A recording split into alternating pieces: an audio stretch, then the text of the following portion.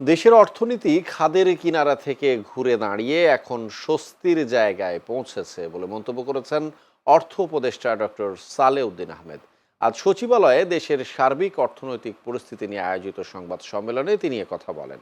উপদেষ্টা বলেন, দেশের অর্থনীতি এখন স্বস্তির জায়গায় পৌঁছেছে। এবার প্রবৃদ্ধি ৩.৯৭% থেকে ৫.৭% হতে পারে।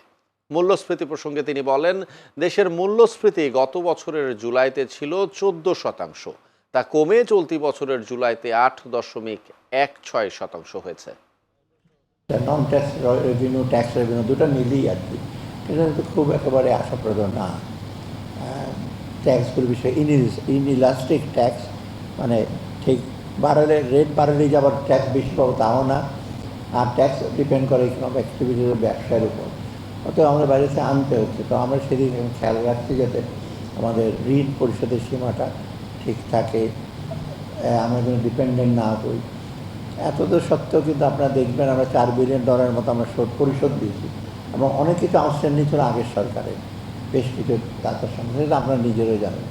আদানির টাকা বাকি ছিল, আইটিএফসির টাকা বাকি ছিল, এই শেভরনের টাকা দেওয়া হয় নাই, মেটলাইফের টাকা দেওয়া হয় নাই, সে এক্সেলের টাকা দেওয়া হয় না, এইসব আমরা পরিশোধ করেছি। বাইরে কিন্তু আমাদের ইমেজটা ভালো।